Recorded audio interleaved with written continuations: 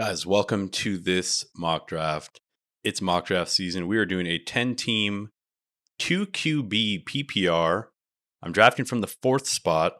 This is a pretty wild draft. We're doing super flex. We're doing a wide receiver and running back slot. We're doing 2 wide receivers, 2 running backs, 2 QBs. So this is 3 QB, man. This is like super flex.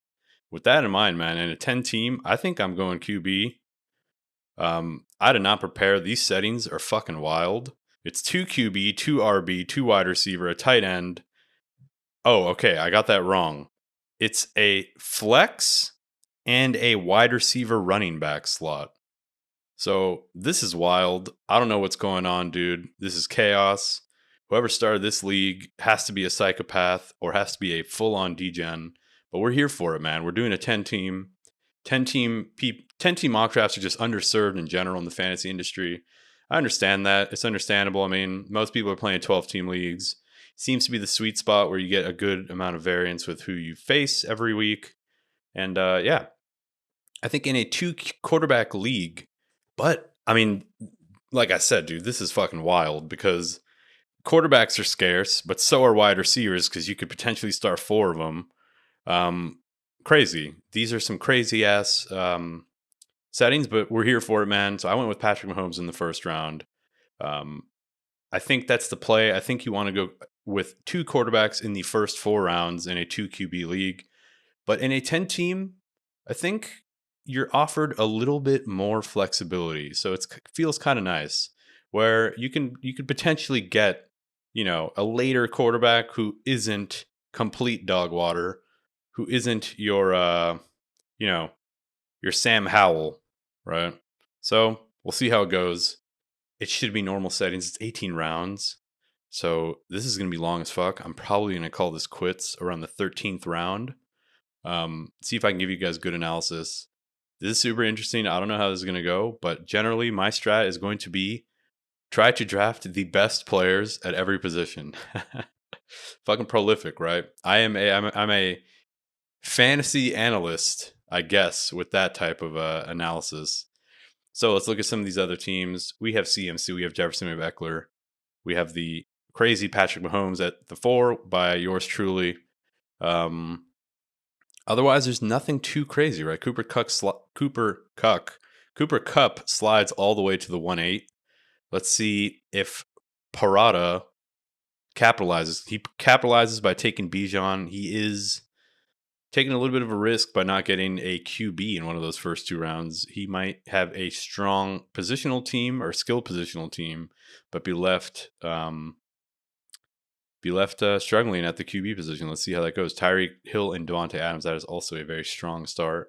It seems like people are not wavering or not fearful of the 2 QB. Right? It seems like they don't care at all. I mean, I see QBs fly off the board in Superflex, which in Superflex you can actually start 1 QB if you wanted to. In a 2 QB league, you don't have the choice. You have to start 2 QBs.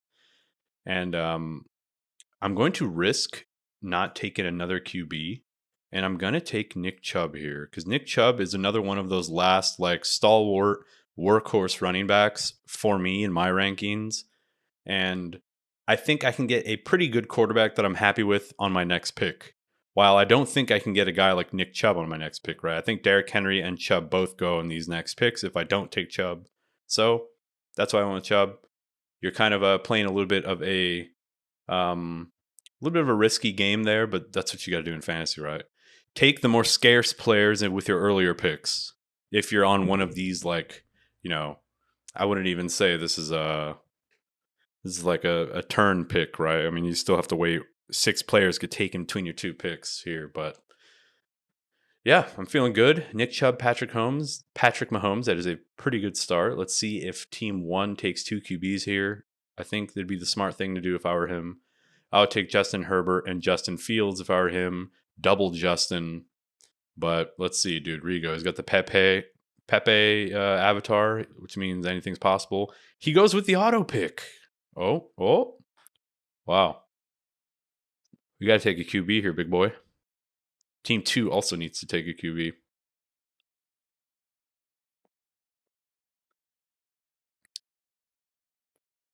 What's going on, everybody? How are you guys doing? Hit me up in the comments. Like and subscribe, man. Give this video a like. It doesn't cost you anything. Makes me feel great. I put in a lot of time in these mocks, which I'd be doing anyway. Except I put a lot of time um, post production, getting them ready, getting them published. I'd really appreciate a like and a subscribe if you guys are here. And tell me your comments. Tell me what you would do differently, like pick by pick. I would be super interested in hearing what you guys think. And looking at the board, I see that Chris Olave is one of those last wide receiver ones that I really like. And I think I'm going to go ahead, because I have Patrick Holmes, who should really carry me. I think I'm going to punt this second QB position and see if I can fill out a nice balanced roster. I think if I would have taken a QB here, I would have been left with, a sad wide receiver core, while starting my wide receiver core with a Chris Olave, which, also isn't that ideal. You don't have one of those like stud bona fide wide receiver ones, which wide receivers seem to be the blaze now in fantasy, right? Everybody's blazing wide receivers hard in early drafts. So this 2QB league really kind of shakes things up, where I feel like it makes every position equally important. So, which is how fantasy football I think should be, right? It should be a real tough decision on who to grab every pick, every round. Um, I'm seeing some people in normal drafts go with like, 3 wide receivers in the first 3 rounds. And I don't know, like that's a good strat. It's something that I would probably do, especially if I had one of these earlier picks, like 1, 2, 3. But like this guy, dude, team 2 is feeling so nice with Jefferson, Waddle, and Wilson. I mean, come on, man. In a PPR league, if this dude can get any semblance of a quarterback room, Rigoberto will be fucking dunking on everyone in this mock draft. So, what are we thinking, man? We see a lot of running backs go off the board. Mark Andrews goes off the board in the 3rd round in a 2 QB league where the dude has no QBs. He's auto drafting. So, as much as I would shit on auto draft usually, the fucking auto draft AI is getting crazy sentient, man. It's getting smart. It's sidestepping picks. It's fucking sniping me left and right. Never underestimate the sleeper AI, man. That thing is a couple of patches away from taking over, man. And I mean world domination type shit. So team 10 is doing it right. Allen, Diggs, Najee Harris. I'm not gonna lie, I like Mahomes, Chubb, and Olave more than all of those guys. Maybe not Diggs, obviously, but feeling good so far. This draft is slugging through. We are in quicksand right now. People are really just treating this mock draft like it is a real draft, and that's just brutal for any type of YouTube content. But I hope you guys are enjoying it. I hope you guys stay for the whole draft. Think of this like a playthrough, right? I'm mocking. You could just sit, chill, have your coffee, listen along as I go through these picks, as I give you my analysis. What analysis, right? So back to my pick. I see some wide receiver value. I don't want to take a tight end here. And these running backs I don't quite like because they don't represent good PPR picks. So this is where I'll solidify my quarterback position with Justin Herbert. Now, I'll tell you why I went Herbert instead of Fields. I think Herbert is just a better passer. I don't even think that's controversial to say. And I think in a league like this, where it's such a deep league, we have so many positions to fill, I would rather have a guy like Herbert who will get me passing production more consistently, which is easier to accomplish than someone like Fields. Now, that could be complete bullshit. Even as I was saying it, I was like, do I even believe this? I think I do. I think I believe that. I think that, hold on, let me make my pick and then I'll get right back to that thought. I promise. But I'll take a running back here. I'll take Aaron Jones. He's still explosive. He's dynamic. He does catch the ball. I think, yeah, back to Herbert. I think it's easier for teams to scheme against Fields. I think we saw it in like 2 games, like post when Fields started popping off.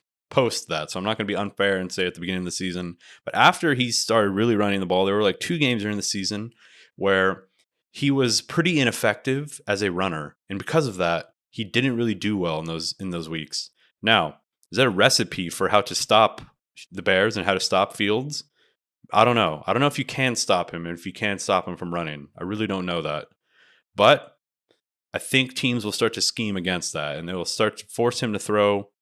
Um, and the question is, can he overcome that? While with Justin Herbert, how do you overcome a accurate, massive arm quarterback? How do you overcome that? We've seen it with Josh Allen. We've seen it with Patrick Mahomes. You just can't. You can't stop these guys from producing fantasy points. That's just how I feel. I could be fully wrong. But I'm going to now take another wide receiver because I'm pretty light at wide receiver. And it is a full PPR league, so I want a guy who gets a lot of target volume. On this list, I see Marquise Brown and Chris Godwin. I'm a little bit scared of Chris Godwin. Baker Mayfield has been getting some really bad reports. Brandon Ayuk, low pass offense. I think it's Marquise Brown. Marquise Brown is a true alpha wide receiver on his team. Last year, in the first 6 weeks of the season, he was the wide receiver 6 when DeAndre Hopkins was suspended. I know Colt McCoy is going to be starting, and Colt McCoy is no one you want to bring home to your parents. But he's a very productive, very capable backup. I do mean that. And with my 7th round pick, I'm going to be taking Dallas Goedert. Again, full PPR. Really want to fill out my roster. I want to have strong starters at every position.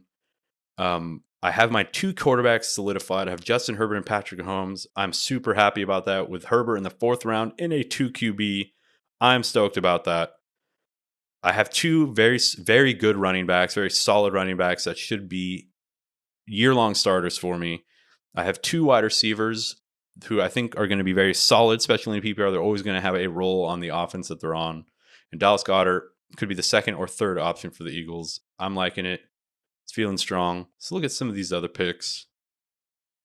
Looks like Team 7 also did a really good job with his draft. I really like how he drafted. He went Hurts and Lamar, followed by Pollard, who could be a top 5 running back this season, and then fills his team with really good value middle round picks. Devontae Smith, Drake London, Judy, and Ayuk. I love all 4 of those guys. Sans Ayuk. He's the only guy on this list that I don't quite like. Otherwise, I love how that dude drafted. It is my pick. We fell asleep at the wheel. I'm going to take another wide receiver, and it's going to be Mike Williams. We will stack Mike Williams with Justin Herbert. That was a end of the shot clock pick, guys. I was fucking in the corner, double teamed, pump fake, pass it to Kobe. Buzzer beater. I like my team. Mike Williams and Justin Herbert. I think that's a strong stack. Mike Williams being my flex play. I think that's okay. I don't quite like Mike Williams in PPR for the most part, but I think because I have the stack, he'll give me those pop-off weeks, those week winning potential when those 2 guys connect. Mike Williams is the type of dude who could any given week get 2 touchdowns, both acrobatic, landing on his lower back every time, looking like he needs the stretcher to come out to take him out of the game, and then getting back up and catching another touchdown. I could have waited and taken Quentin Johnston, and he might be the same exact type of player. But now that I'm in because it's a PPR league, because I see David Montgomery and James Cook, I'm going to smash James Cook. He should be a dynamic receiving tight end or running back for the Bills. I think that's a good pick. I don't have too much exposure to too many offenses, which is good. That's how I like to structure my teams. I'm not too reliant on any one offense or any one division, so it's looking good so far. There's this is why we mock, right? We see how our teams end up, right? Now looking like from Herbert down, and when I look at my team, I'm like, okay, like these aren't all dudes that I really love, but you have to keep in mind you got the Mahomes and Herbert fucking giga carry at the top, so. I think that's a strong start.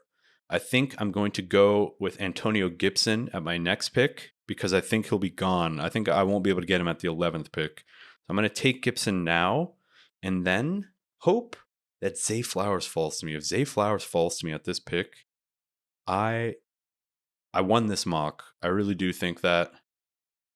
Come on, baby. Come on, Rocket Row. Come on, Rocket Row. Don't do it. Don't do it to your boy. Who's my pivot? Let me start thinking about pivots. Elijah Moore? Odell? Let's fucking go, baby. I get my guy, Zay Flowers. He's looking so fast, so dynamic, so good for the Ravens. That offense should be better. Todd Munkin, who everybody loves, I just love saying his fucking name, is going to be the new offensive coordinator for the Ravens. And a lot of people are very excited about that prospect. So I think this would be a good time to take another quarterback because it's 2 QB. You do want to be able to interchange. I'll just take Derek Carr. He's a nice, wily vet, stacks with Olave. Love it. Love how this mock has ended up for me. I feel like the eighth round and up, I've made some strong picks that have really solidified my team. And in such a deep type of league, you need guys that you can put in, right? You need these depth picks. So I got four running backs, all of which are starters, or at least Antonio Gibson. I don't know if I would call him a starter, but I would call him a. I'll just take A Chain because I see him still there. Um, I just think A Chain is a lottery pick, a lottery ticket where late in the season, if he ends up taking over that job, he can have much more of an impact on my team than taking one of these wide receivers. I don't know if Jameson Williams ever ends up being a league winner, right? Unless Amon Ra goes down, while A Chain can just become a league winner without any needing any injury, just simply outplaying, right? I don't think I'll take a defense because this is a mock draft. I'm not insane, but I might take another. Oh, 3 seconds. There, yeah, 3 seconds. Let's take Jacoby Myers, number two guy for the Raiders. There's not much meat on the bone after Devontae, but I think Jacoby Myers should earn his targets, and he could be like a bye week fill in, right?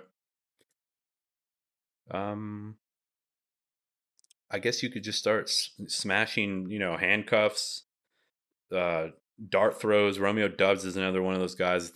I think Romeo Dubs could end the season as the target leader for the Packers. Actually, that's the way a lot of camp reporters and beat writers are actually talking about the Packers offense.